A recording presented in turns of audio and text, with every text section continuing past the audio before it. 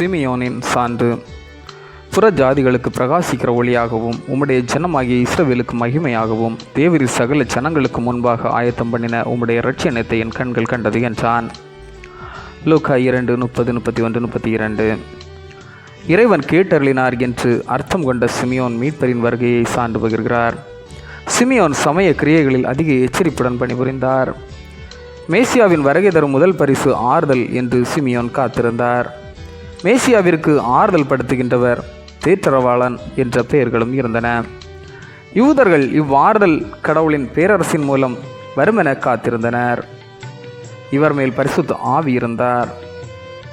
மேசியா புறஜாதிகளுக்கு ஒளியாக இருப்பார். மேசியாவை கொண்ட கடவுள் உலகத்தவரை மீட்டுக்கொள்ளும் செயல் இஸ்ரவேலுக்கு முழு மகிமையை கொண்டு வரும் உன்னத செயல் ஆகும்.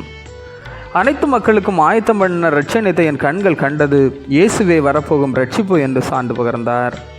இயேசுவை சந்திப்பதால் நீதிமான்கள் பொல்லாதவர்கள் ஆகியவர்களின் இருதய சிந்தனைகள் பகிரங்கமாக வெளிப்படுத்தப்பட்டு மாய்மாலம் கபடு ஆகிய தன்மையுடையவர்கள் யார் என்பது தெளிவாகும்.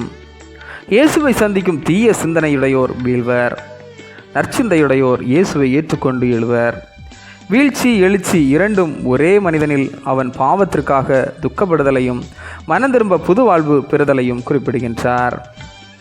மேசியாவை சான்று பகிரும் சிமியோனின் பாடலை உலகெங்கும் உள்ள கிறிஸ்தவர்கள் 5ஆம் நூற்றாண்டிலிருந்தே தங்கள் மாலை தொழுகையிலும் திருவிருந்து தொழுகையிலும் பாடி வருகின்றனர். ஒளியாக வந்த இரட்சகரை நம் சொந்தமாக்கி கொண்டோமா? சமாதானத்துடன் வாழ்கின்றேன் என்று சொல்ல முடிகிறதா? சிந்திப்போம். ஆமேன். இந்த நாள் உங்களுக்கு இனிய நாளாக மலரட்டும்.